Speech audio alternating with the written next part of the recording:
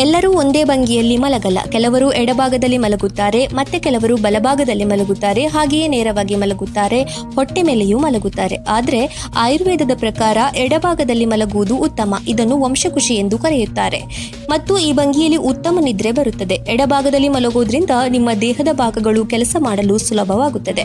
ಇದು ನಿಮ್ಮ ಹೃದಯವನ್ನು ಸಹ ಆರೋಗ್ಯವಾಗಿಡುತ್ತದೆ. ಎಡಭಾಗದಲ್ಲಿ ಮಲಗುವುದರಿಂದ ಅನೇಕ ಆರೋಗ್ಯ ಪ್ರಯೋಜನಗಳಿವೆ. ನಿಮಗೆ ಹೊಟ್ಟೆಗೆ ಸಂಬಂಧಿಸಿದ ಸಮಸ್ಯೆಗಳಿದ್ದರೆ ರಾತ್ರಿ ನೀವು ಎಡಭಾಗಕ್ಕೆ ಮಲಗಬಹುದು.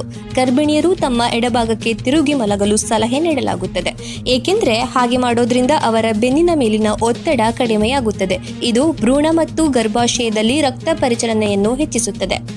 ನೀವು ನಿದ್ದೆ ಮಾಡುವಾಗ ಗೊರಕೆ ಹೊಡೆಯುತ್ತಿದ್ದರೆ ಎಡಭಾಗಕ್ಕೆ ತಿರುಗಿ ಮಲಗುವುದರಿಂದ ಕ್ರಮೇಣ ಗೊರಕೆ ನಿಲ್ಲುತ್ತದೆ, ಏಕೆಂದರೆ ಎಡಭಾಗಕ್ಕೆ ತಿರುಗಿ ಮಲಗುವುದರಿಂದ ನಾಲಿಗೆ ಮತ್ತು ಗಂಟಲು ಸಂಕುಚಿತಗೊಳ್ಳುವುದಿಲ್ಲ. ಇದರಿಂದಾಗಿ ನಿಮ್ಮ ವಾಯು ಮಾರ್ಗಗಳು ಸ್ಪಷ್ಟವಾಗಿರುತ್ತವೆ ಮತ್ತು ನೀವು ಸರಿಯಾಗಿ ಉಸಿರಾಡಲು ಸಾಧ್ಯವಾಗುತ್ತದೆ.